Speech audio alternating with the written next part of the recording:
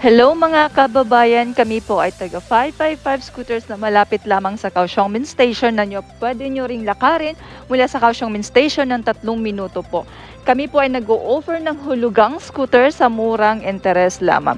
Etong scooter po na ipapakita namin sa inyo ngayon, ito po ay isang YAMAHA FORCE 2018 model na nagkakalaga lamang ng 74,000 NTD.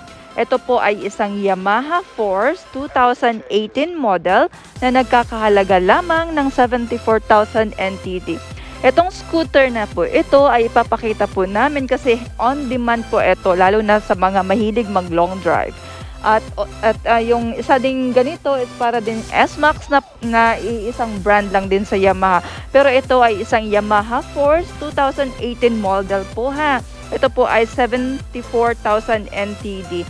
Ngayon po ipapakita namin muna dito yung una po is yung parts niya dito sa shell. Yung shell po, hindi po siya repainting. All original po. Bakit masasabi naming original po? Dahil meron pong sticker. Ito po, sticker. Dito sa kabila. Dito sa kabila, ito po yung sa parts niya na may sticker po. Itong scooter na po ito is accident free po. Makinis na makinis pa po. At ito po ay nagkakalaga lamang ng 74,000 NTD. Yung mga gulong niya po ay bago sa harap. Ito yung gulong niya sa harap ay bago po. Naka-disc brake po siya ha. Naka-disc brake.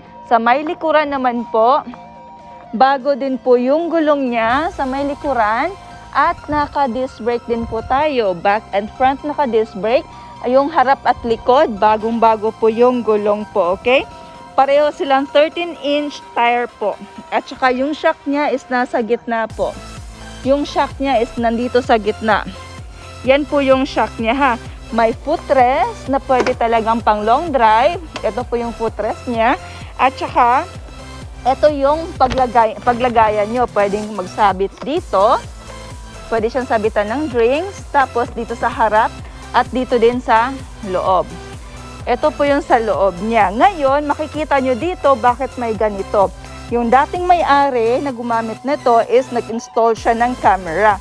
Ngayon is ready for camera na siya. May wirings na siya. Yung camera niya nasa harap at sa likod. Ipapakita namin. Ang ano nyo lang is bibili kayo ng bagong ganito kasi ito hindi na siya gumagana. Pero yung wiring niya is ready na po ha for camera. Ito lang pong bibilihin nyo. At etong sa loob, ito po yung lagayan niya. Ipapakita namin sa inyo yung sa likuran na ito yung camera niya. Ito sa likod at dito naman po sa harap. Ito po sa harap. Already naka-installed na po ha pati wirings niya. Ang bibilhin nyo lang is yung gadget na yung box niya. Ngayon ipapakita namin kung ilang milya na po. Itong YAMAHA FORCE 2018 model na nagkakahalaga lamang ng 74,000 NTD. Ang mileage niya is nasa 8,253 po. Ito pong mileage niya ha. Ngayon papapaanda rin namin para mapakinggan nyo yung tunog ng makina at makita nyo rin yung mga ilaw kung gumagana po ha. Ito po yung tunog ng makina po.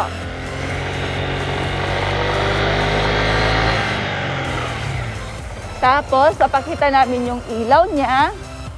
Ito yung ilaw niya ha. High and low yan. High and low. Yung indicator niya, ito sa kabila. Sa kabila, gumagana. Sa may likuran po. Ito. Tapos sa kabila. Tapos yung busina niya. Brake niya, tapos yung busina. Okay. Kung meron pa kayong karagdagan na katanungan, maaari lamang kayo magmensahe sa 555 Scooters at nang matunan po kayo. Kami po ay nag-iiwan ng isang mensahe na ride safe always. Maraming salamat po.